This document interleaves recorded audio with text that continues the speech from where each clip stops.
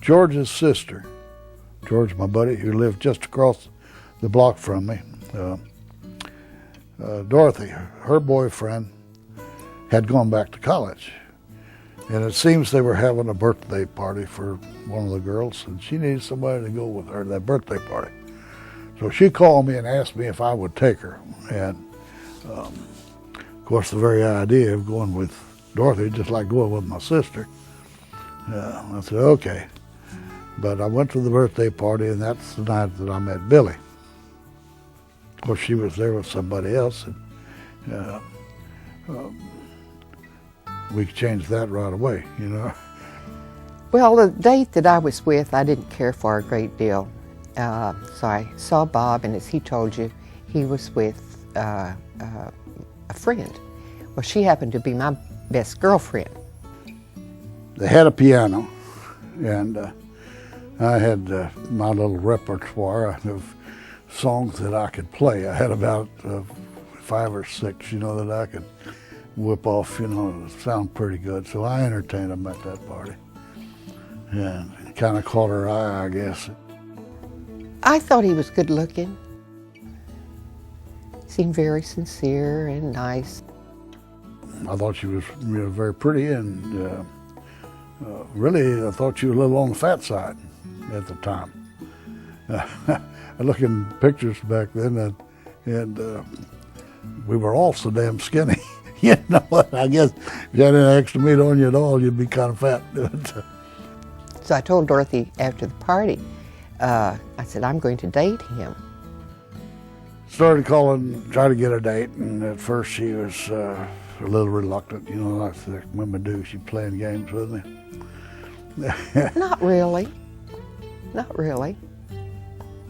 My grandmother would tell me that he had called and to call him back. So I might place the call, and his mother would say, no, I won't call him to the phone. He's hanging out clothes, or he's doing this or that or something else. So I went about my business and usually dressed for a date or whatnot. And he called several times before I finally consented to go out with him. So we, you know, time to time we were able to get a car where we could golf and smooch. Pretty regular, I guess it was. Yeah, well, it wasn't very long till we were pretty studied up. After we started dating, I didn't date any other boys. So it kind of was like, I guess you could say, love at first sight. I went on up to Stillwater, got enrolled for the next semester. And I came back, and Billy and I were dating every night by that time, you know. And I went off to school, and she was working there in Duncan. My boss had said, I will never have a married woman working for me. So I thought, geez, you know, if I lose my job, I was making all of $20 a week. I think I wrote her and I said, hey, let's get married this weekend. I may have or I may not. I don't remember. Anyway, I came in, hitchhiked home on Friday. And that night we borrowed her brother's car. He had a coupe. And we drove down to Wichita Falls. To Oklahoma, you had to wait 3 days, get a blood test and all that stuff to get married. But in Wichita Falls, Texas, you didn't have to do any of that. So we drove down to Wichita Falls, and that Friday night, and about 10 o'clock Friday night, we found us a Baptist preacher. And he hooked us up. And anyway, we went on back to Duncan, and I took her over to her cousin was a nurse at the little hospital there, and she had quarters in the hospital. So I took Billy back over, and she spent the rest of the night with her cousin.